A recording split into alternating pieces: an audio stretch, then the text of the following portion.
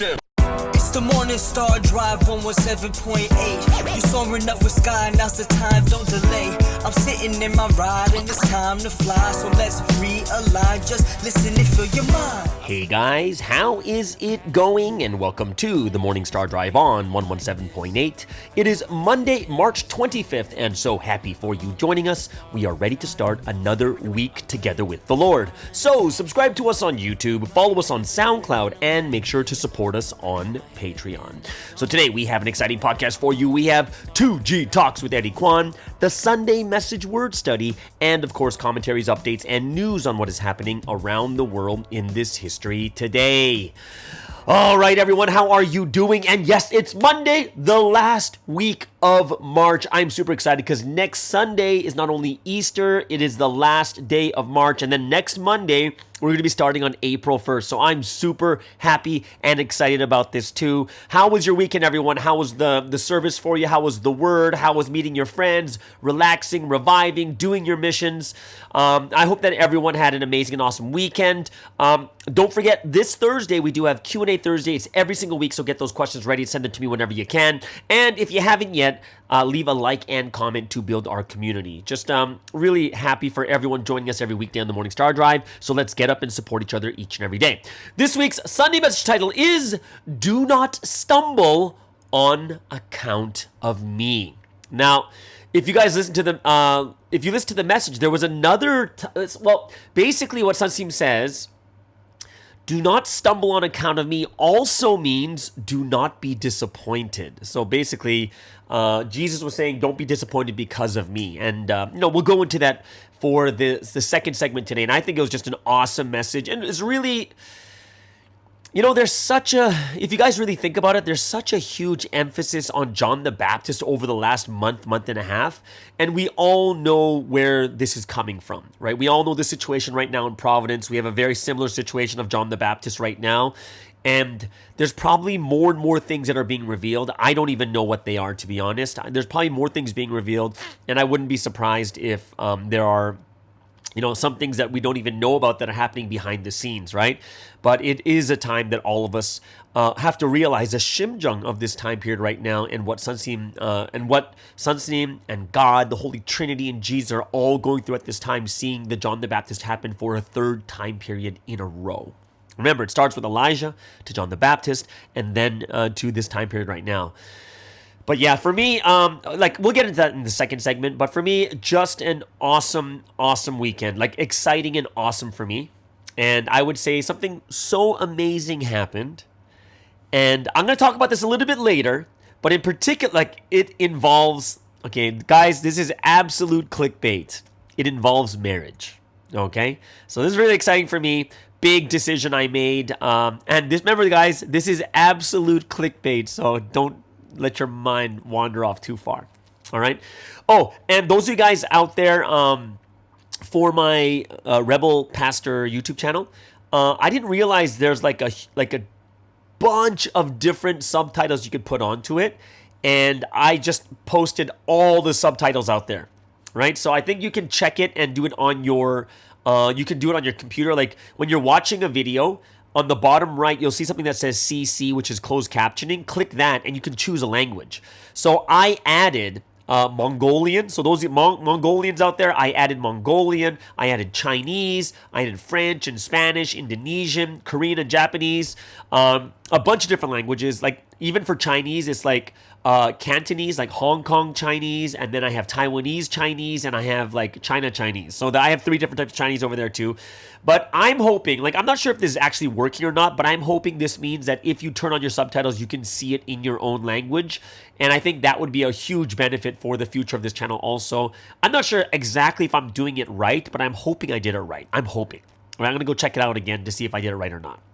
Last week, we had that poll for 316. How was 316 for you? I really, really thought this was kind of you gauge the temperature of how we're doing, especially when it came to 316 and that huge event that we had. And this poll, 90% really thought it was either really good or they were revived.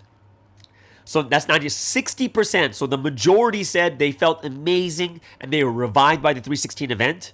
30% said it was really good. So just those top 2 is 90%, which means that the next 3 you can just kind of like split between the remaining 10%. But that's such a good sign. Like I think like even more than January 1st, we're like, oh, 2023 is finally over. It kind of wasn't really over, right? Like we're just going through the, what do you call it? Like the residual, like the stuff that's kind of just the gunk that's left over. We have to deal with it, but we have to give glory to God and stuff like that too. But I thought, even for me, I really felt that was like the moment you had to get to 316. If you don't get to 316, it's going to be very, very difficult. So I really thankful for everyone. There's a lot of people that actually voted on that poll. It was like 90-something people, so that's more than usual. And like I told you guys before, for a genuine poll to have real merit, they said all you need is 55 people to make just a real poll. Just 55. And if you want detailed polls, all you need is 300, right? So having 91 people do the poll, very, very grateful and thankful for everyone who's participating in these polls too. Those of you guys out there wondering about SoundCloud, I do believe I'm gonna stop SoundCloud, and I'm looking over to move to Spotify, and I'm not sure if it's cheaper or not, but I think I want a new place for the audio, because I know at least for Spotify, I think the audience is much bigger for Spotify too. But then again, I'm like, well, this is only for members. But we could just use YouTube also, because now they have a new podcast section for your YouTube channel. So I'm looking into that to see if that's going to be very similar to like Spotify and stuff like that also. So, because I know some people out there just prefer the audio only.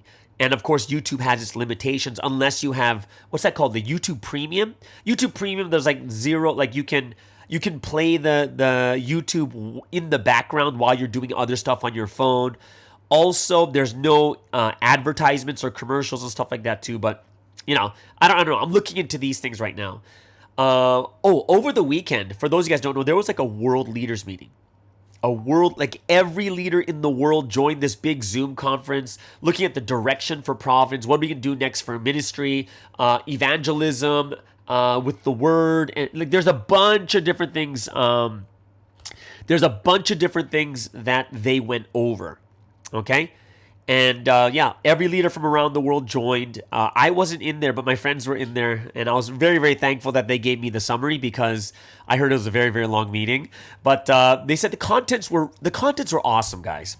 Like really good direction, changing the system for like 30 lessons. Making sure everything is corrected if there was any mistakes made, by KJS over the last several years. If there was anything that they were teaching that was wrong or something along that line. Like I had a friend asking me, hey, did you know that there were if they taught anything different? And the last time I was in Whitestone or the Lord's Church, like actually running there, was 2015 before I went to head lead. And then I came back for another 5 months. But even then, I couldn't tell if there was something right or wrong at that time. I just wasn't, I didn't notice those things. But they said there were some things that do need to be corrected. But another thing I thought was really cool was they're going to revamp the merit system. And I think that is a great idea. Revamping the merit system. Remember, we've talked about this. We think it's long overdue. We talked about it many times on this podcast too. But like the merit idea was awesome. Like they said, like, here's some of the ideas. And I think like this is exactly what we were talking about. Remember in the past we talked about, people would fight over the merit of evangelism because, it's like only 3 people can go up with the name, and then it only happens to people who pass, only if they pass, then your name goes. Like there's a bunch of these different things, right?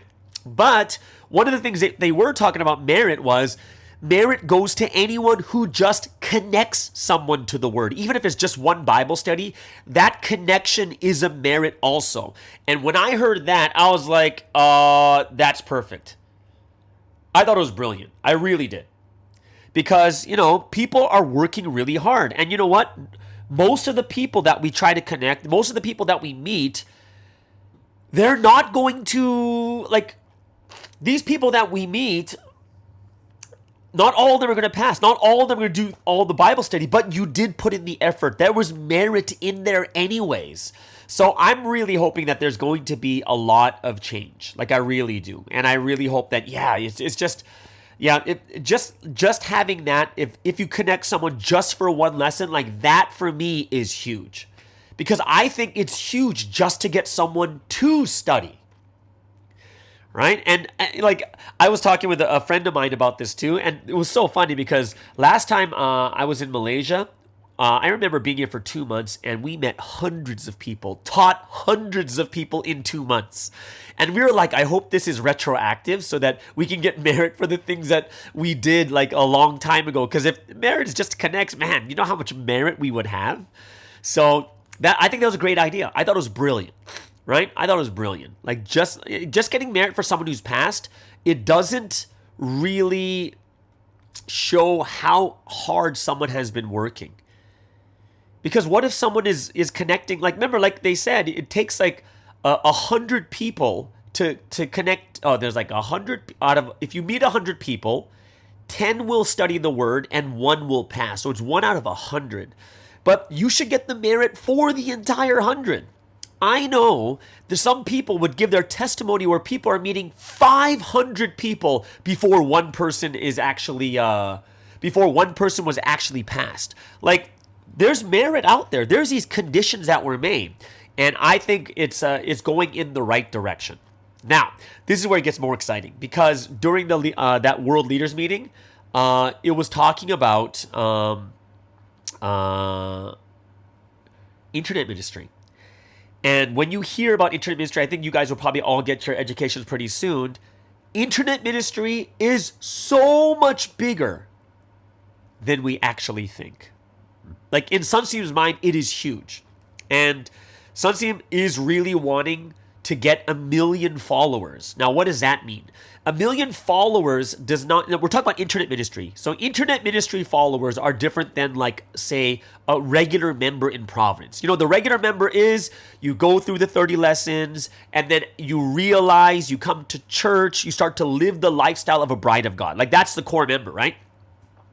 What Sunseem's talking about is like internet ministry followers is, for instance, like what I'm doing with the Rebel Pastor is I will have an audience of this many people, right? And this many people are watching, right? Or this many people are subscribed. So it's going to take a look at that. And then we're going to be like, oh, that's so, like, they're going to count the people that are followers, meaning they listen to the word, right? They're not against it. They're not against Providence or Sunseem, but they follow the word. And this is even for people who, you know, like who have a channel where they're not even saying that they're in Providence kind of thing, right? So I think one thing, it looks like the direction is right now we are preparing the fields for the harvest. So preparing the fields, which means we fertilize them and we spread the seeds of the gospel all over the field. Right? Because, you know, people need to know that there's something new going on. People need to know that there's something better out there for them to listen to. And some people are going to accept it if they don't know where it comes from. You know, like there's sometimes you have a bias, like, oh my gosh, I heard bad about this church, and then you won't accept anything about it. But if people start accepting those words already, right, you're already preparing the fields for the harvest. And this is where Sunseem's like, the internet ministry takes such a huge role. And one of the things that, this wasn't even in the meeting, but I was talking to another Korean pastor, and what Sunseem said in one of his letters was, if we don't hit 1 million followers, like we're talking internet ministry, right? Before I die, I will be grieved. Like that's how big. Sunseem will be grieved if we don't hit 1 million followers for internet ministry before he dies. Like that's huge. Right? And what Sunseem also said was, and I think this is a great thing that we have to understand what the direction of the future is, Sunseem said that everyone's got to be involved. Everyone has to be involved in internet ministry. Now, what does that mean? Right? So the thing is like, well, can we all like go start making a YouTube channel or an Instagram channel or something along the lines? He's like, no, not like that. Right? Everyone can be involved. It doesn't mean everyone makes content, but the one thing everyone can do is number 1 is watch, and number 2, he said, it's 3 taps. Like, what does it mean 3 taps? The goal every day is if you see some content, like for instance, I'm putting out content every single day, which means it's easy for you to take the new video and send it out, right? So what Sunsteam said is 3 taps. Every day, watch a video and make it a goal to share that video with 3 people. So that's the 3 taps every day. You watch a video, like one of the things that's very, very easy on my channel that's actually garnering the most attention for me right now are my YouTube shorts. 60 seconds, people are sharing them, and it's so small and so easy that I'm sending out 4 to 5 shorts a week, right? And then I have like one podcast, which is a really long video, and then I have 2 short clips and stuff like that too, right? So, what Sunsteam says is 3 taps every day. So it could be the same people you send it to, but, let's pretend there's a channel that only sends out one video a day, one video a week. Then you only have that one video to share, and you might share it with like 3 people here, 3 people there. Maybe after 2-3 days, you don't have any more people to share it with before you become annoying, right? But if they're like for me, I got it every single day. You got a brand new video to send out to 3 different people or to the same people who are really into it. And like I was testing it, it just takes a few moments, right? But I think what Sunsteam sees with internet ministry is something much bigger than what we can see, and it's very, very exciting for me too. It really is. But it's something that I look at as like, wow, this internet ministry, Sunsteam sees something that that most of us cannot see the future in, but it's that important to him that he said that if we don't hit 1 million, he'll be grieved if we don't hit 1 million followers, right? Look in the world right now. There are YouTubers with 100 million followers, right? 100 million followers. So even, when you look at that, I thought it was, I thought it's like, man, we could do this. Like we can get even just one person to 100,000. That would be awesome. Like my goal right now is just 10,000. That's it. Just want to get 10,000. I'll be fine. Well, not fine, but that's my first goal. But we can do it together. Watch the videos, like them, and then share and save them, right? But sharing, Sunsteam said 3 shares a day, right? I'm just thankful that I have new content every single day. Just take those 3, share it to 3 different people, and that's what Sunsteam says. That's how we get involved. So, yeah. Okay, now this has to do with something super awesome that happened to me over the weekend. And of course, at the beginning, I gave you some clickbait. It was about marriage, right? And it's true. It has to do with a dream I had a month ago. All right. So this is something I'm so thankful. I just wrote a letter for it, and it's going to, okay, either way. So it all stems from a dream I had a month ago. Okay. And in this dream, I was meeting and talking to a girl, and I was interested in marrying her. But then all of a sudden, this other girl came up to me, and this is someone I know. Like both of these girls are people I know. But this girl from Malaysia comes up to me and says, "Don't you know we're married?" And I looked at this person like, what? And I was so shocked in the dream because I didn't even know that I was married to this person. Now, I woke up and I was like, what the heck does this dream actually mean? And this was a month ago. I didn't even get the answer till Saturday, on the weekend, this Saturday, like the Saturday that just passed. And I was so blown away. So what happens is on Friday, I was like, hey, there's like a leader, a friend that's a leader that I know, and I met with them, and that was the leader that was in my dream that I got married to. Now, albeit, I'm telling you guys, this has nothing to do with the real physical marriage. I knew that there was something symbolic about it because the most memorable part of that dream was I didn't know I was married to this person. Like that was a shock. I was like, I'm married? I didn't even know I was married, kind of thing, right? So I met up with this leader, and I told her the dream. I was like, yeah, here's a dream. And obviously both of us were laughing and stuff like that, but we were like, man, I wonder what it means, right? So we're like, what does this mean? Like in my head, I thought to myself, maybe because she's a head leader, she's symbolic of like the Holy Spirit or something along that line, in a leadership position, right? So I told her the dream. And the interesting thing is, she was also telling me that many people were having dreams about her too. And of course, they were all symbolic. But she also realized that she, like every time that there was a dream about her, every time she had something she needed to do, right? In order for that dream to be fulfilled or something along that line, right? And of course, in the beginning of the conversation, we tried to figure out the dream and the meaning, but it's really hard to just try to figure it. It's like almost like trying to figure out the Bible. You don't just figure it out. It's God has to open your eyes to it, right? And usually when you fulfill something like a dream you finally realize what it means. You kind of realize naturally in the course of doing something, or something gets fulfilled and you realize later, right? So we started talking about we ended up talking about the world leaders meeting on Zoom that just happened, and we're just talking about it. We were excited about internet ministry, and then we got into this. I don't know how we got into this topic. We started talking about some countries in the world, like province churches, that are now they can't even have service because of the government, or it's a communist government, or they're slanderers. They can't even meet. Like, I met some people who haven't had service in months, and they told me they get the message through MSD Mondays, the review segment we have on every Mondays, right? They'll listen to that to understand what's going on with the Sunday message. Like, it's that difficult. And because of 2023, people people can't gather for services properly. So we're talking about this. We're talking about how oh man, we feel so sorry for these countries that they can't even meet. They can't even have service. And like, man, they can't even have service every week. How can they do it? Right? And then this crazy thing happened is that suddenly at the exact same time, both of us, like me and the person as we're talking, realized at the same time, and the word came into our heads. I think the word was like catacombs.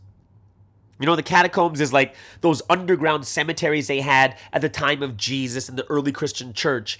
And at the time of Roman persecution in the early Christian church, Christians had to go underground and had services in the catacombs, which are basically an underground cemetery. So they're going to a place where people are physically buried, but they're having the service of life. You know what I mean?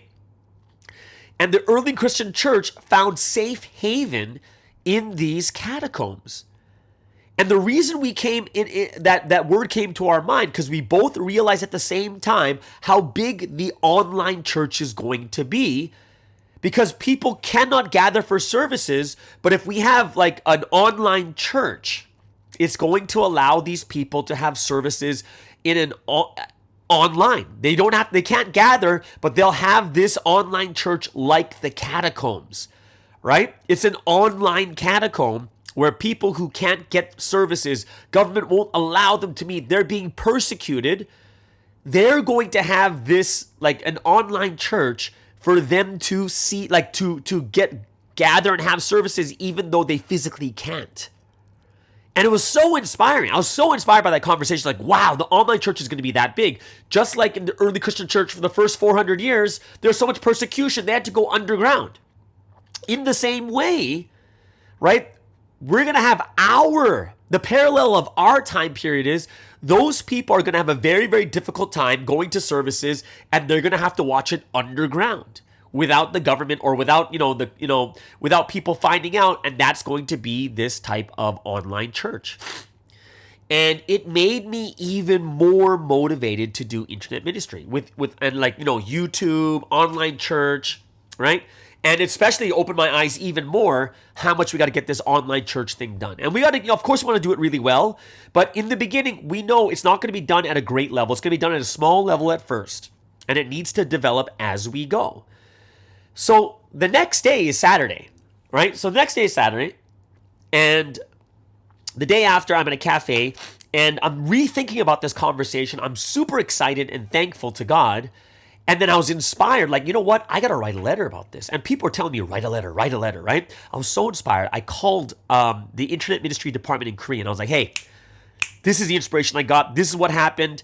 And they're like, all right, we'll send a letter together. So I already wrote my letter. It's sent, ready to go. And I send it. I'll send them to them by today.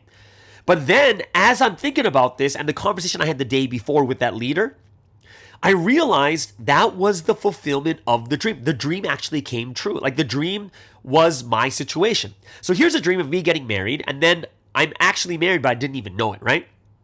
So I actually went to talk to this pastor, and I was inspired about internet ministry through this pastor, and I was recommitted to it, right? And what happened was, I was like, oh, this is what the dream means, right? So what does a dream mean? So remember, guys, at the beginning of this year, I kept telling you guys, I need to find a new mission. I don't know if I'm going to go into a country, if I'm going to go into a church. I got to find some type of mission. I talked to IMD. I talked to this. I talked to that. Talked to other countries. I got to find a mission that I can do. So here I am trying to find a mission here and there, but I've been stuck for so long. Like it's already the end of March, which means 3 months I've been stuck trying to figure out what mission I really, really need to do. But what happened was, I realized that the dream was me. And the reason why it's about marriage, because marriage is about commitment. So I'm looking for a mission to commit myself to, right? I'm marrying some idea, like I'm marrying a mission, right? That's what I'm going to do. And I sat there just thinking like, what am I going to, like, I don't know what mission I really want to do. And it was the same as me searching for someone to marry. Like, hey, I was talking to a girl, seeing if I can marry this girl, right? But then all of a sudden, that pastor or that girl comes to me and says, hey, we're already married. I was like, huh? And I realized, like, I've been talking about internet ministry and online church for a long time. And it was kind of like God already married me. He already made me committed to that idea. And then I kind of got lost in the mix. And then I'm starting looking around, searching for another mission to do, right? And I realized, no, I'm already married. I'm already committed to internet ministry. I'm committed to this online church. I'm committed to it. Straightforward. I'm committed, right? So since I'm committed, I don't need to look for anyone else, right? I don't need to look for another mission. And I was like, that's my answer. That's what the answer to that dream actually is, right? So I was really excited because I got an answer. I got direction of what my future is going to be. And it was perfect timing because it's the weekend when the world leaders meeting happened. It's the weekend when we get all this information on internet ministry and everything else like this. And I was like, wow, this is my direction. This is what I was actually, this is what God really wants me to do. So that's why I wrote the letter. Hopefully it'll be sent out on Monday. Super hoping I get a response by next week. Hoping. Next week or the next 2 weeks, just get an affirmation, confirmation, and just start working. And like when I was talking to internet department over there in Korea, they're like, hey, if we get all the things settled and ready to go, we'll be able to help you to get this going by the end of the year. And remember, I told you guys that I was thinking it was a 2-year process. They're thinking by the end of this year. So I can't wait. I really, it's March, which means there's still another 9 months left. But if everything works as planned, I'm hoping like even before the year ends, we're going to get this going, right? And they started asking me like, where do you want to live? And I was like, well, personally, I don't want to live in Korea. They're like, don't you think it's better to do it in Korea? I was like, no, not really. I'd rather do it in Malaysia. Personally, I would rather do it in Malaysia or another country. And they're like, oh, really? I was like, why? I was like, well, I have all the equipment, everything I need here. It's all here. So I don't really need to do it anywhere else. And they're like, oh, okay. Because they're thinking that all the equipment and all the stuff is over there. But they don't even realize that if I start getting supported monetarily, then it'll be done in, if I get, if they support me monetarily, whatever it is, the money will go a lot further in Malaysia than it would go in Korea. If so I was just like, yeah, this is interesting. I think I'm going to have to go, not have to, but I'm going to go fly to Korea too next month. Fly to Korea and renew my visa. But the great thing is there's also a volleyball tournament in Korea at the same time, so I'll join that. I think I'll be joining the Whitestone Church, I think. And, and Japan and Taiwan are both coming to this event also. And they will definitely be the favorites, I think, for the volleyball tournament. Because Korean volleyball is still in the infancy stage, right? The net is low. There are no rotations. Yeah, you guys get it. But I'm really, really excited now. And it really clears up a lot of things in my heart, right? When you're unsure what you want to do, then a lot of things in life become uncertain. But now that I have this down, actually, my heart is so much more certain of what, I want to do something. I want to do this, right? And it even helps me in other things that I'm thinking about, in other decisions that I have to make. I'm like, yeah, you know what? Now that I have one of these biggest things in my life taken care of, right? My direction of what I want to do, then it actually calms me down and helps me in other areas and other big decisions that I have to make in my life also. So yeah, I am super grateful, thankful to God because, that dream, God fulfilled that dream. It gave me direction, and I know exactly what I'm going to do when it comes to what I'm going to do for work. And I think, personally, I'm going to do something to some extent when it comes to internet ministry. I'm going to be doing it for the foreseeable future. That's what I really feel. But either way, very grateful, very thankful, very excited. It is something that I'm looking forward to. So yeah, that's why my weekend was that exciting. All right. Either way, hope you guys really enjoyed it just as much as I had. But I love this. This weekend was very, very significant for me. We could say it was done on March. The realization was March 23rd. 22nd was a Friday. It was a conversation, and the 23rd was the day. 323 was the day I realized this is what I got to do. This is what direction God wants me to go for now, kind of thing. Yeah, either way.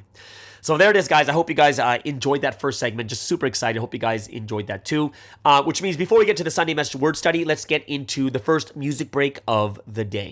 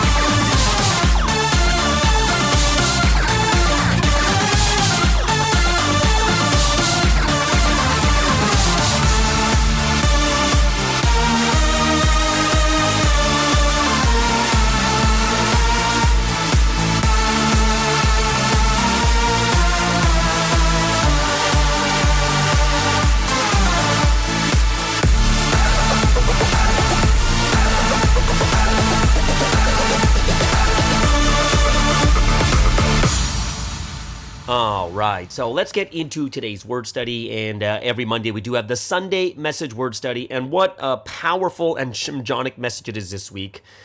Do not stumble on account of me. And another, what Sunseem said in the Sunday message was, another way of saying do not stumble on account of me means do not be disappointed because of me, right? So, the message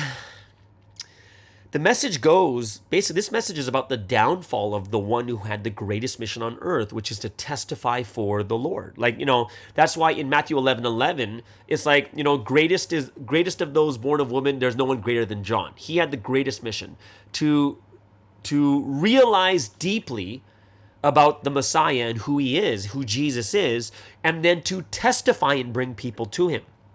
But I kind of talked about this in the first segment too, is we've been going over John the Baptist for a while now, right? It's been going on for a while, and it's pretty intense because everything is about the man of mission, the person who was sent to testify for the man of mission and how they failed, people who leave this history.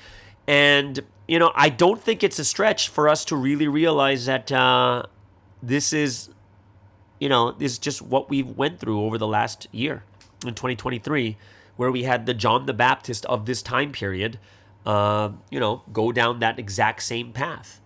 And I said in the beginning, this is the third time, which means it's happened in every time period. Because remember, John the Baptist came with the spirit and power of Elijah, and some said the same thing about Elijah in the Old Testament time, where, he basically gave up. Right? He said, kill me now, God. I can't do this, after defeating the 850 prophets of Baal. And then the next day, Jezebel's like, I'm going to kill you. And then he's like, oh, I give up. And then he went into the desert and he told God to take his life because he didn't want to do it anymore. And then he got up and he was able to appoint his successor, which was Elisha. Right? So when we really think about this is kind of like, I think we're looking at the reality of the situation now. John the Baptist, who started well, but eventually doubted and left, and he died without believing in the Messiah, right? And if you think about what the message was saying is, he never stumbled before going to prison. He stumbled after he was put in prison and after he started suffering. Because, prison is not a place where it's just like, all right, I'm locked up. It's not like today where you have an exercise gym and different things like that. When you look at like the prison is suffering.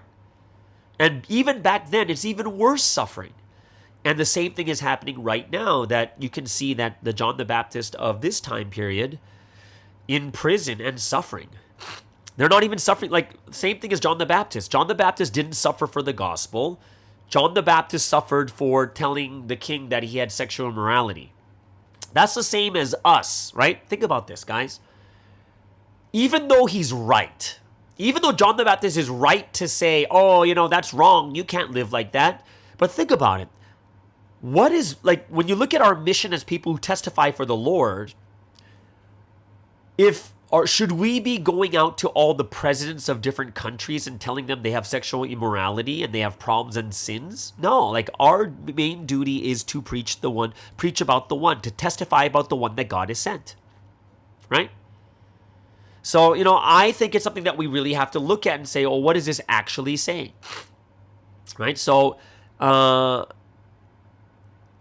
I think the same, personally, I actually think the same thing. I bet you I wouldn't even be surprised if KJS sent a letter like that to Sunseam saying, are you really the one? Why? Because number one is coming out in the message, but number two is, if you're in a place where there's absolute suffering, remember, like, for her, she's used to like the life of luxury, and now she's in a place of absolute suffering and detainment, can't do what she wants, can't go out, right? There's going to be those thoughts that come in. That's going to be like, is he not? Is he? But if he's there, then why am I here? Or it could be the opposite of, I already betrayed, but maybe he is the one, right? And I think through suffering, people begin to think twice. They're not certain of what is true. Where even before she went in, she already denied Sunseam. But I wouldn't be surprised if a letter comes and it's the opposite. Like, are you really? Because, man, like, maybe she got the guilt that she did wrong. Like, this is what my thoughts are. So, I think this is what the message was saying. Those who once believed, then turned away, they're going to question. They're going to question, maybe he is, maybe he isn't. You're not going to be in a real, like, a great state if you realize, like, oh, this is how this history is being made. So that's why we have to understand one of the things that has to happen, one of the big downfalls of the person that God has sent, the message, like the Sunday message said, whoever witnesses should testify with knowledge of the key, the core points, which means you have to know the Lord correctly. And honestly, we did think that KJS did know correctly, right? But it's like you have to know correctly or you get disappointed, which means that I think it's possible that we are knowing the Lord correctly right now, but if we don't keep it up and we start, going and not maintaining our faith, then we're going to start to get disappointed too. I think that's possible also, right? Like the people who know, if you know who the Lord is, like think about at Jesus' time. John the Baptist is asking Jesus, are you the one to come? And then Jesus' answer in Matthew chapter 11, verses 2 through 6 is like, dude, the poor are helped, the sick and diseased are healed, the dead are being raised. What do you think? The blind are seeing, the lame are walking. These are all things that you should know that the one that is sent should be doing, right? He should be doing those things. So, if you really think about it, if he knew correctly, then he knows that, the Jesus comes to, heal the sick. Oh, he comes to raise the dead. Oh, he comes to let the blind see and all these things. And if the John the Baptist really understands, the person testifying really understands this properly, they don't need to say, are you really the one? Jesus would never have to say to him, go back to John and tell him what you hear and see. Because he was never next to me to see it. He was never next to me to hear what I was saying, right? And when you really look at it, eventually, if you're not next to the truth, if you're not listening to the word continuously, you become blind in faith. You fall over. You're drowning, right? You become discouraged and you stumble here and there. And, your eyes, because your eyes have been closed again, you don't know where to go. Yes, some people may have had their eyes open in the beginning, but as they don't take care of themselves, what happens is their eyes begin to close again. Right? They fail to, they were healed of mental diseases. But as time went on and they didn't take care of themselves, these mental diseases came back. Right? And this is kind of one of those unfortunate things that we are seeing throughout history. It just is, right? The person sent by God, right? We have to understand a couple things too is sometimes even the person of God doesn't know what he's doing. Now, what does that mean?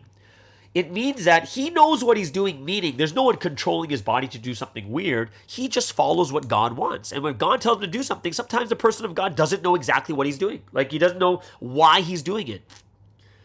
Right? He'll only know later on after it's done, like, it's kind of like the dream I had, right? With that dream too that I did in segment number 1, I don't even know what the fulfillment of the dream is until it's actually fulfilled. I'm like, that makes a lot more sense too. Right? And God makes this person realize at a later time. Right? So we have to know that only God knows. We have to have our trust in God. And God will eventually reveal it later. Kind of like, what was the example used? The Ambition Masterpiece. It took 24 years before Sunstein realized it's a white throne. 24 years, guys. It had to get done first. And it's the same is true with everything. Right? Even this time period, last time period, the Old Testament, New Testament, whatever it is. It's usually after it's done, then God teaches about what's going on, right? Think about this too. When does the Messiah come? Jesus comes after the Old Testament is completely done. And then God teaches us about who this person is and the reason why he is this person. And that's why even for us, the New Testament ends and we come here at this time period. And it's crazy. We're at 46 years coming up. 46 years, we are learning and understanding even more about Providence history, right? We learned like, like even the communion we have with the women water and the bread, like with the white egg, it was a white, what do you call the egg whites, right? Like all these things we look at, like, and we learn it as we go. What about the soul entity? What about time times half a times, or purpose of creation, the rapture history, all these things we learn as we go. And once something is completed, this is when we begin to realize, and God teaches us, oh, this is why it happened here. And that's why, I think this is a very important point, because we get disappointed when we're unsure what's happening. I'm stuck for an entire month with that dream about me getting married to a certain person or whatever it is, but I'm so stuck, I don't know what to do. And because of that, I'm sitting there like, what the heck is going on, right? So, when you move on to the next message that Sunstein gave, it's kind of the same as last week's message of God always works through the one that is sent, every time period, right? And people are no problem believing in God in the Old Testament, but they have a hard time believing in Jesus. People have no problem with believing in Jesus in the New Testament time, but they have a hard time believing with the person that God has sent. That's where the disbelief comes in, right? It's always about disbelieving the one that is sent, right? And, we know, like all throughout last week's message, this week's message, everyone is judged according to how they treat that person. Like that's the big thing. Disbelieving the one that's sent is disbelieving the one who sent him. So you disbelieve in Jesus, you disbelieve in God. You can't say, I believe in God, but I don't believe in Jesus. The moment you say, I don't believe in Jesus, the moment you say, you don't believe in God either. No matter what it is, if you disbelieve the one God sent, the history of God cannot be made. It's impossible. It won't be made through you guys, right? Disbelieving the person who is sent is disbelieving the one who sent him. That's what it is. It's always going to be the same in that area. How did you treat Noah? How did you treat Abraham? How did you treat Joseph? How did you treat Moses, right? It's all about how you treat the ones that are sent, and that will determine what happens to your nation, right? That was a big thing. If this is a huge thing. Look at what's happened to Korea right now. Listen to this and think about what's happening in Korea. The word said, if people bring suffering to the person who is sent, that nation will also receive according to their deeds. God will give them suffering and make their efforts worthless. It almost makes you want to move out of Korea. You know what I mean? But you see it happen. Like we talk about, there's a couple of things that news things are going on with Korea, where you had the things happening with like Itaewon and Halloween and the trampling and like there's so many things that are happening where the birth rate is so low. On top of it, the housing crisis is going to start getting worse and worse. It's getting way too expensive. Like there's so many things going on in Korea right now. But if you think about it, like Sunstein said in the message, if people bring suffering to the person who is sent, that nation will also receive according to their deeds. That's crazy. That's incredible, right? And if you really think about it, God has been doing it this way for all time, right? How did the people treat Jesus? Well, they're being treated accordingly. Look what's happening. How do they treat Jesus? Look at what's happening to them. See, God is someone who's not just sitting there like proclaiming like, oh, you do this and this will happen. No. The message said God proclaims things silently and lets them continually pay for the blood of what they've done. And the reference was Matthew 23:35. So upon you will come all the righteous blood that has been shed on earth, from the blood of righteous Abel to the blood of Zechariah, whom you murdered between the temple and the altar. And this is, the reality is, Sunstein asked God, how long will it be before they're, set free? And what God said is, until they acknowledge the person who is sent, right? Until they acknowledge the person who is sent, return, be forgiven, testify for him, and do righteous deeds. So it's until that point. You suffer until you come back, until you repent, until you come back into this history. That's until that time. We have to realize this really deeply. So I like how even the message talks about, God knows what's going to happen in the future. It doesn't mean he makes it happen. He can see what's going to happen in the future. And God gives the people that he loves, the people that he loves, he gives them opportunities, right? What kind of opportunities? Well, he says like even 3, 4, 5 years before the tribulation hit, they let them take action at that time so they can overcome it, so that they can get things done while the tribulations are going on. Right? And that's when the person, if we're the ones who got all those chances, then we, like, even for me, when it was just 3-4 years to take action in advance, that reminds me, it's 4 years for this podcast. This was action taken in advance. And now it was used perfectly for the time of 2023. And once that, it's exactly what I was thinking. It's like once that time passes, you realize that the opportunity to make their wish come true was back then. And you're going to be so thankful and joyful. So don't forget the past. And I'm thankful that in that difficult, dark time for me during the pandemic, I was able to start this podcast, right? So it says when God gives, he doesn't give it like with like trumpets. He's like gives it to you secretly. And even the person who knows or receives it doesn't even know till later. God, the Holy Spirit, the Holy Trinity will let these people realize after they already knew, right? So he said the Holy Trinity will let them realize afterwards that they already knew it before the tribulation and gave it to them at that time, because they can't give it to them when they're going through the tribulation once it starts. Tell me that's incredible. So you're getting things before the time, before the tribulation starts, right? So that you can get these blessings, you can get things done for God. So we have to think about this. The past was the opportunity. We went through 2023, but the past, how many opportunities did we get? What were we doing fulfilling this history? And that's why we have to realize and give so much thanks to the Holy Trinity, right? Give so much thanks. Right? Once we realize, I don't think we could be that, like, even for me, getting that dream, when now they can understand the dream, it's like, oh, this makes a lot more sense to me now. So God lets the righteous people do what they must in every time. And then afterwards, lets them realize during the days of tribulation. And then even during that time, we give thanks and glory for letting us take action miraculously. And that's kind of that's why God says that grace is to realize. That's the definition of grace. It is to realize. And you receive grace because, wow, in that tribulation, I realized, wow, God, you really gave it to me. You saw this coming and you gave this to me. So it's a really powerful message because it's, about John the Baptist. You kind of get the shimjung of what Sunseem's going through at this time. So I hope that none of us will get deceived. Again, some of us got deceived, but now we're getting back on track.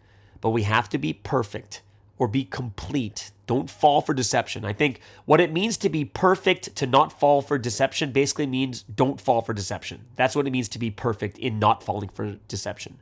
Because Satan's going to come at us even more right now. He's going to come at us. We've overcome. It's such a great thing that we just did to overcome 2023. Satan's going to still come at us. Right? Don't lose what we already have by falling for Satan's temptations or deceptions. Right? And especially the most important thing you don't want Satan to take from you is the word. I think that's something that a lot of people do take for granted, is sometimes we just don't listen to the word. If we miss the service because of work or this or that, I know sometimes we just don't listen to it again, but we should. Don't let Satan take the word from you. That is your sword. That is your weapon to gain strength to fight back at Satan. That's what we have, right? Because that's one of the things we're going to do in life is we're going to be fighting Satan until we get to heaven, right? How do you defeat Satan? Through the word. Well, how does the word help you to defeat Satan? Easily. Because the word is what gives us absolute faith, absolute belief, absolute conviction. And, look at 1 John chapter 3, verse 8. The reason the Son of God appeared was to destroy the devil's work. How do you destroy the devil's work? Make people believe absolutely. There's nothing that can stop you at that point. So don't give in to the people. Don't be deceived. But also, the caveat is, Sunseem says, but pray. You have to help and pray for the brothers who fell down and those who have fallen into temptation. Pray for them and help them. Not everyone is able to do this, but we got to do this. We really do. Right? So if, this is something that I do think that's a big message for all of us is cutting off your physical nature. And you got to do it with the Holy Spirit. Right? With the Holy Spirit and the Word, with the water and Spirit. Make your spiritual nature strong by praying. The reason why our physical nature comes up so strong is because we're not praying enough, right? Make your mind, thoughts perfect and united with the Lord. And this is when we have that prayer, when we have those strong thoughts and our mind, and we're united with the Lord, this is when we can easily discern between good and evil, right? This is when we can easily say, oh no, this is not the right thing. I'm standing on God's side. I'm standing on God's side. So when you look at like John the Baptist, man, yeah, he so many mistakes. He didn't stand next to Jesus, didn't follow Jesus, went into politics and started pointing out sexual misconduct from the king and stuff like, he put himself on such a high level when his main job was to testify for Jesus. That's what his job was, to testify for Jesus. And he stumbled. He got disappointed because of Jesus when he was put in prison and suffering because of that mistake. So, we see what happened last year. A lot of people follow gladly. They testify well. They believe well. But it's only when they experience suffering, only when the tribulation comes, they don't get what they want.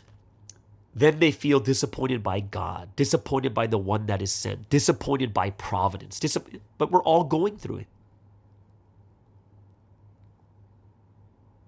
The only way God's will is fulfilled is through the one that is sent. That's the only way. And that's why we have to be united, working together and believing in this person. Let's just look at all the people that came all throughout history. There was like a list of them. Noah, right? Did he stumble on account of God when he had every reason to? You got to imagine how many people were against him. He only had 8 people on the boat. He's still suffering, right? He's not dying, but he's still suffering. But he didn't stumble on account of God. It wasn't any Elijah, David, Abraham, Moses, Joseph, the prophets, the disciples. They did not stumble on account of God, on account of the one that was sent. Look at Jesus' disciples. I say they're really incredible because 11 out, all of them except for John, Apostle John, they were all martyred. They didn't stumble on account of Jesus, even until martyrdom. And that's why we have to take it the same way. We cannot stumble, right? We cannot stumble. We have to be absolute. Do not stumble on account of the one God sent. Don't feel left out. Don't feel unloved by the Holy Trinity, by Jesus. Don't stumble or get disappointed for any reason. Because what should we be doing right now? We should be evangelizing. We've got to focus on evangelism, right? Like there are people who get involved with the issues, like Sunseem's talking about people are trying to get involved with the issues regarding Sunseem and the court case, everything else like that. He's like, that's not your mission. All you're doing is amplifying false rumors. Everyone will receive according to what they have done. Do your own work, right? Do your own work. And I think that's a really, really important thing. So don't stumble, don't get disappointed. Bad things are going to happen in life just in general, not just us, just everyone in the world in general is going to go through these things. And there was like a bunch of proverbs, like almost 30 proverbs that came out, and a couple of them are really, I pointed out. It says number 4 I liked. It says in the complete testament time, God carries out the salvation history by sending one person to be in charge. So we think to ourselves at Sunseem, right? But then he says he will carry out history by sending leaders at each time period for 1,000 years within that same domain. So for me, I'm just like, that's so hopeful that God's going to be sending people within the domain. So, after Sunseem passes, we're going to have another 900 years left, but God will still be sending leaders to help this history move forward. Another one I liked was number 14. When I went to heaven, I saw that Peter and the disciples received salvation and were following Jesus around. You absolutely cannot receive salvation if you believe without knowing the Lord. If you believe him to be a prophet, you receive a prophet level salvation. If you know and believe him to be the Messiah, you receive salvation of the Messiah's domain. Right? And I think that's quite incredible because, like for me, like that's one of the things I probably don't want to go to the spiritual world myself, but I like it when I hear stuff about, oh, you saw Peter here. Oh, you saw this. Like those are some things I think are very, I think it's kind of cool for the spiritual things because I'm not that spiritual. Number 17, compared to the old time period, in the new time, God always carries out one level higher salvation history and treats people one level higher. God fulfills the purpose of creation by carrying out the will and treating people at the level of servants in the Old Testament, level of children in the New Testament, and level of brides, the counterparts of love in the complete Testament. The reason I like this is because I think we have to realize sometimes we're not able to compare ourselves to the former faith because it's a different level. There are some basic things that we can compare, like, hey, we should be praying more than them. We should be reading the Bible more than them. Like, those are some basic stuff. But other things, it's very different. Like pre-dawn stuff like that, that's not happening in the former faith, right? Like as a normal, natural thing. And we have to realize that we're on a different level than the former faith. It's a different level. You cannot compare between the two. And if we do that, sometimes we are comparing ourselves to a lower level, which we're going to be completely different from, right? This last one was the objects of the world are also separated and treated according to the way they look and the way they're formed. Small things are treated small, big things are treated big. Their placements are also different. When building a house, a pillar is used in big places and small things are used in small places, right? And I like the example, which was in the 22nd proverb, is even the rocks that are placed in Warmindong, they're all in the same area. They're big and small. They're in different places and differ in the glory each receives. And it's obviously talking about people, right? We are all different in the glory we receive. People, we just have to do the things that we're a part of, right? Like, can any of you, like, even when I look at myself and we think about KJS, I looked at what she was doing and I did not envy it. I did not envy I can do that. I totally never thought that. I was just like, that's her mission. I can't do it. Give her the glory.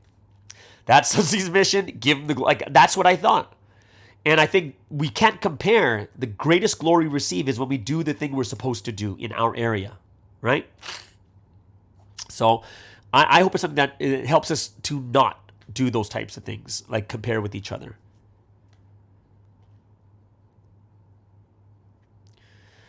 So, yeah. This last one, 26. As each person lives on this earth, they must pay the price for that by loving and rejoicing in God and living as his counterparts of love. Yeah, that's the price we pay for living here on this created earth and being created.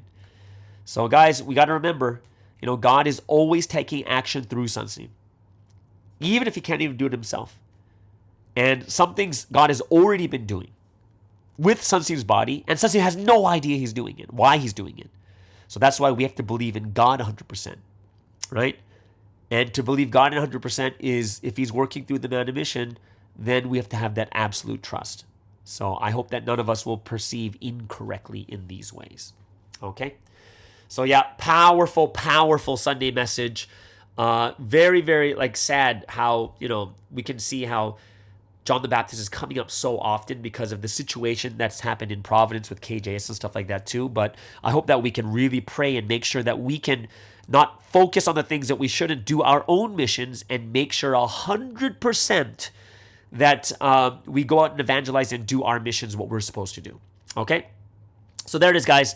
That is the Sunday Message Word Study. Hope it's something you guys really, really enjoyed. Add your comments below if you have anything you want to add to the Sunday Message too. All right? So before we get into 2G Talks with Eddie Kweong, let's move into the second music break of the day.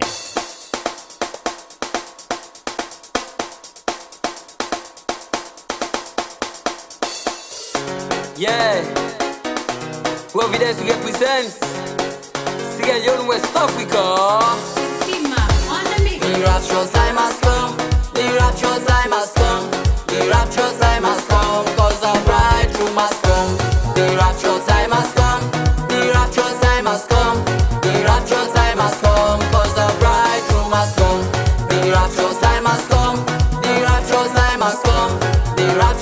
must come, cause the bridegroom must come. The rapturous time has come and I will live happily with our family, cause we realize wonderfully. The rapturous time has come and I will live happily with our family, cause we realize wonderfully. The rapturous time has come, the rapturous time has come, the rapturous time has come, cause the bridegroom has come. The rapturous time has come, the rapturous time has come, the rapturous time has come, cause the bridegroom has come. The rapturous time has come, the rapturous time has come, the rapturous time has come, cause the bridegroom has come. This is the time of the rapture, our spirit needs to rapture. We reckon history together in this mission. We receive the new words, we receive the good words through the man of mission that receive the vision, that receive the wisdom and get all the passion. And get all the passion in this mission, cause our God is the God of life, not a God of death. The providence is to make sure we represent, to become a bride who listens to the word of right. Come on now, there is the word of life, there is the word of life. The rapturous time has come, the rapturous time has come, the rapturous time has come, cause the bridegroom has come. The rapturous time has come, the rapturous time has come, the rapturous time has come, cause the bridegroom has come. The rapturous time has come, the rapturous time has come, the rapturous time has come, cause the bridegroom has come. The rapturous time has come. If you're still waiting, ladies, it's better hear this one. Cause it's come to the man on mission. Some sound a hit, this one and take action. You living out spot, you better wake up and take this mission and stop. Let's move, come on, let's set this fall. Cause us this vision we must fulfill, say. The rapturous time has come, the rapturous time has come, the rapturous time has come, cause the bridegroom has come. The rapturous time has come, the rapturous time has come, the rapturous time has come, cause the bridegroom has come. The rapturous time has come, the rapturous time has come, the rapturous time has come, cause the bridegroom has come. Because of the rapture now we are in joy, so never for life to be destroyed. So now I can say, so now I can say, so now I can say, we live in joy, we live in joy. So now I can say, we live in joy. So now we are raptured. The rapturous time has come, the rapturous time has come, the rapturous time has come, cause the bridegroom has come. The rapturous time has come, the rapturous time has come, the rapturous time has come, cause the bridegroom has come. The rapturous time has come, the rapturous time has come, the rapturous time has come, cause the bridegroom has come. The rapturous time has come and I will live happily with our family, cause we realize wonderfully. The rapturous time has come and I will live happily with our family, cause we realize wonderfully. The rapturous time has come, the rapturous time has come, the rapturous time has come, cause the bridegroom has come. The rapturous time has come, the rapturous time has come, the rapturous time has come, cause the bridegroom has come. The rapturous time has come, the rapturous time has come, the rapturous time has come, cause the bridegroom has come. Okay, so let's get into our final segment for today. Every Monday, we have 2G Talks with Eddie Kweong. This is his final week in Korea, so I hope you guys will really, really enjoy this. Remember, make sure to leave a comment, drop a comment for him, or you can ask him a question or anything else or any topics that he can go over to. But here it is. This is all the way in Korea for the last week. This is Eddie Kweong with 2G Talks.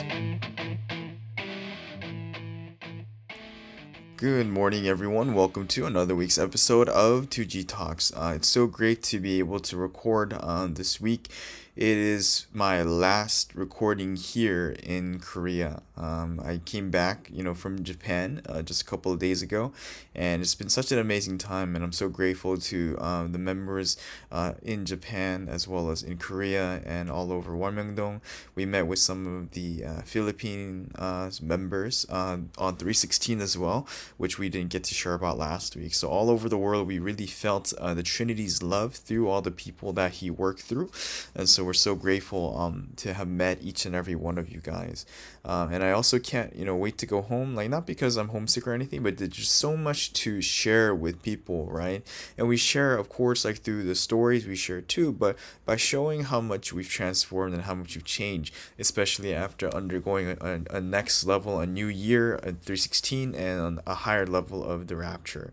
And so I hope everyone's been doing really well. Like I said, it's been really crazy time, and I can't wait to see where all of this will lead, right? It really feels like these 3 months, God has thrown like a lot our way, and I don't mean that in a bad way, but just like a lot of new things towards each and every person, and I'm sure that to varying degrees that everyone at home has felt the same way.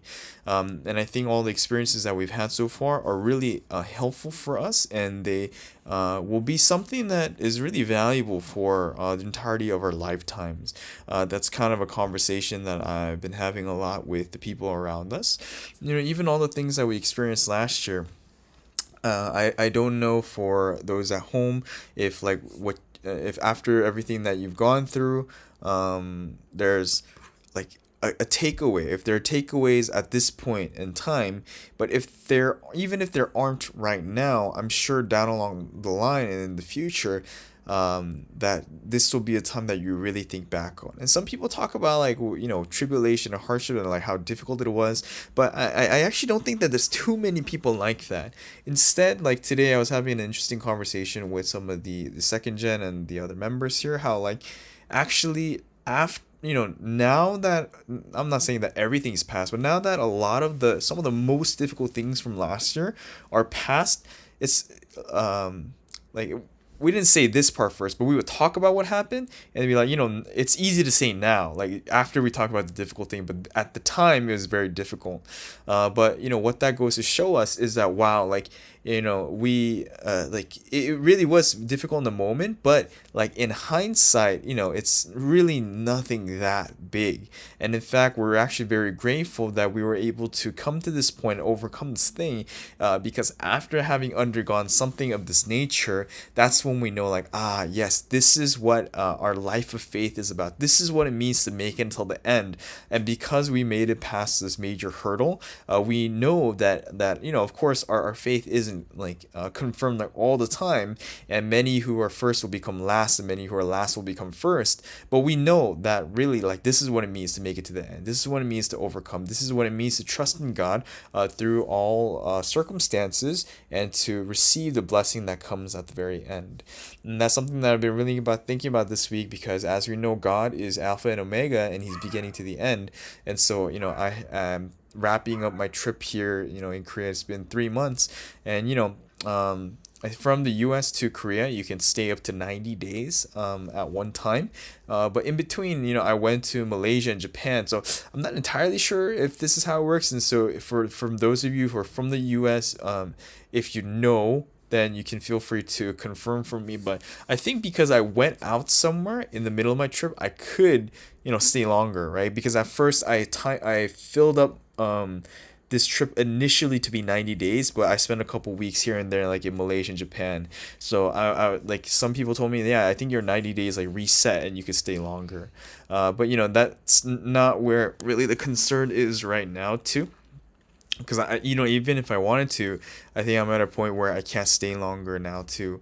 Because one thing that I think God has really been doing is He's been really filling the time to the brink, right? Each and every day, there wasn't a day in the close to 3 months here that was uneventful, and there was almost always something. And even going back to the States, there's going to be a lot. And so I'll be visiting one of the potential schools that I may be going to for law school, and it's quite a far, a long ways from home. And so we're gonna be doing that, and if it gets confirmed, I will share with everyone on the MSD 117.8 where that school may be. But all you may know today is that it's pretty far from home. And so we'll be checking that out, and then afterwards we have a friend's wedding in May. And so because of all of these events lined up, it's hard to stay longer even if I wanted to. And then yeah, it's this upcoming June. American Providence has a trip to Korea and to Warmingdong. And I just came back from Korea, so I have no idea if it's possible to come back in time for June. All things considered, with finances, with time, with like the circumstances, with the things I probably have to take care of before school, and etc. etc. But if it's God's will, and if God is okay with me going, then of course I will go. And so I'm really grateful to God for the amazing opportunities and the incredible things that He's given during this trip here, not just to Korea, but to Malaysia and to Japan.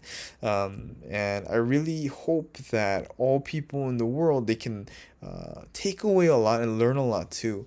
I'm so happy that I got to spend quite a lot of time in Warmingdong, and there's something you said a couple months ago. Actually, I think it was within the time that I've been here. He said that we say that Warmingdong is beautiful, wondrous, and mysterious, but if you don't exactly know a lot about Warmingdong, if you don't know carefully, if you can't explain it, then you can't share why it's majestic, wondrous, and mysterious. And if you don't know the stories of the things that happened there, then it's really hard to share, right? So, and even if it pops up in the message, even you yourself will not know the value of each and every one of those trees and each and every one of those rocks. And the greater thing that has to do with each of us, especially for those who may not 100% know the value of Warmingdong, and I myself am included in that list too, but especially for those who are listening to the MSD 117.8, and they're like, even the messages, you're not really 100% sure about the value of Warmingdong and about the various things there too. They said like each of the trees that are there in Warmingdong are like world-class trees, and Korea is like famous for its pine trees, right? So like I think we have pine trees in various places across the world, but the Korean pine is considered one of like the greatest pine trees out there. And so this time around, like while listening to the Warmingdong tour and really listening carefully to the story behind the symbolic pine tree, which this came out in the message I think last November, but that was a pine tree for which the song "Flying on the Wind of the Holy Spirit" was given. And so I hope that when you guys sing the song, that you guys can kind of reflect back on that message, and that if you go to Warmingdong, that you can really hear that story and see it for yourself too. And so this tree is supposed to be like a national national treasure level kind of tree. It's just like it's that valuable, and so it's a tree that represents Sonsangnim, and so it belongs in Warmingdong, but it's also a tree that like represents our connection to the Trinity and to the Lord, and so it represents us in that kind of related way as well. But like while listening to that testimony, we had to learn about like what makes pine trees valuable, like what kind of features, what kind of characteristics a tree has to have in order for the value or even like the price of the tree to go up or down. And so like finally like hearing those things and seeing like really what makes trees valuable, like it helped us to understand to a higher degree what was important when considering Warmingdong, and to understand Warmingdong's true value as well. And so I hope that each of us will be able to learn more in detail about Warmingdong, especially for those overseas. And while I was in Japan, this is kind of on a related note, and I think this is something I don't think I heard it like this exactly before, but I was really moved by this because when we went to Japan, it was quite amazing. Like we were staying with some male face stars in Japan, and their Korean was so good, right? Like they're all Japanese, like natives, and born and raised, but their Korean was like so good, and I'm sure more than English to Korean, like Japanese to Korean is a lot more similar. But there was a member there who was evangelized 2 years ago, and so he started studying Korean like last June. But he was like one of the ones who handled most of our communication, and like he helped translate between Korean to Japanese. And so we were like so thankful. We're like, dude, like this is crazy. Like he was evangelizing, just 2 years ago, but his Korean is like dang near fluent, especially like when considering that he's a foreigner. But one of the things that one of the male Faith Star pastors said there was that something said that for overseas members, that learning Korean and like, studying, Korean culture and stuff too, because those kinds of things do really help to help understand, the word, and to help understand about 선생님, and even about parts of culture, right? Like culturally speaking, like, of course, Providence culture and Korean culture are different things, but there are very important things to note too. And so he said that if for overseas members, learning Korean is also a way that you show your faith and a way that you show your love. He said it doesn't apply for Korean people, but it applies for overseas members. And while I myself am Korean too, I really do see the value of learning Korean. And all languages are a gift that God has created. But there's a reason why God has used Korean in this complete Testament time period, and so I hope that is something that everyone can learn a lot too. And I say this because even for myself, like in the 3 months that I've been in Korea, I told many people that growing up in the U.S., I never learned Korean officially. And so from elementary school all the way towards high school, I wasn't very good at Korean, right? And so I only knew the very basics, and I opted for English like probably like 95% of the time in conversation. But it was only when I went to high school where I was like, wow, like I want to learn. But even then, I didn't learn officially, but I learned at the time listening to the messages in Korean and in English. And at that time, like even just by doing that, my Korean improved a lot. But like even like the Japanese members here is like one of the pastors who's like extremely fluent in Korean. He told me that he learned by translating between Korean to Japanese for Japanese people, and he said of course it was very difficult in the beginning, but he improved a lot by doing things like that. And of course there's like easy ways to learn and more difficult ways to learn and ways that suit different people. But I think that if you learn Korean, you will see the value. And like Korean is like so descriptive, and so there's like a way to describe it, like every single thing. And sometimes like especially when we translate the message into English, the way that it's expressed is expressed very like kind of in the only way that is commonly expressed in English. But the nuanced version in Korean is like just so much more descriptive of certain things. And so it's something that I really hope that many people, in the Western nations who speak English will be able to feel and to understand as well. And of course, like that also means that for people like us who, are able to speak both and maybe are in positions to translate and interpret, that we also have to step up to the mantle and help out so that many people can understand, what something is talking about. But there's just so many things too, right? Even with the symbolic pine tree story, there's a key part of it that talks about, the Bachelor Jung Korean like legend, right? And like that legend about Bachelor Jung, whose husband name is, right? He is the one that fulfills that legend. It's a very famous legend in Korea. But in the West, like we really don't know it that well. Like even when it's explained the messages in part, sometimes not gonna spend like the whole message explaining that legend, right? Even though it's a big part of Korean culture. And so even in the symbolic pine tree testimony, that figure comes up in that testimony. And so it's only this time when I learned about the bastard pine tree that I had to actually study a little bit about Bastard Jung, and the pastor who was explaining to me had to like explain to me in detail so that I can translate it well. But if you know how deeply tied that Bastard Jung story is to Korea and Korean history and culture and even Korean religions, right? Like the Korean like Buddhist organization and like the Confucian roots and stuff like that. But also how deeply it ties to Korean like Christianity, and how it really how something fulfilled that. Like the Bachelor Jung story it talks about a bachelor, from the Jung family who will save Korea, who will rescue Korea, who will rule over Korea, and that he will be like this ruler of politics, of religion, and of using the truth. And so Sun Singnim is a person that fulfills that that role. But there's just so much more to that story that I learned this time that I think is really important. And so hopefully in the future, that those of us in the West will be able to understand more, but not just that we too can learn.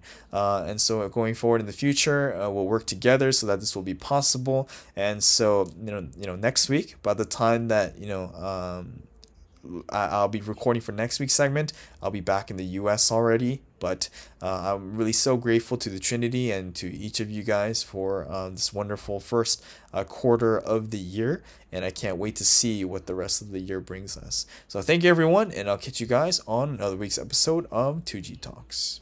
And thank you so much, Eddie, for a wonderful episode of 2G Talks. Hope you guys really, really enjoyed it too. It is a fun, exciting, and awesome Monday. Hope you guys will enjoy your full day. Make sure you do things together with the Lord, and especially with this week's message. Let's not be disappointed or stumble on account of the Lord. All right? So, everyone, have a wonderful Monday, and we'll see you guys again tomorrow on the Morning Star Drive on 117.8. The Morning Star Drive 117.8. You soaring up with sky, now's the time, don't delay. I'm sitting in my ride and it's time to fly. So let's realign, just listen and fill your mind. I'm burning with desire and the passion. Nobody can stop me when I'm like this.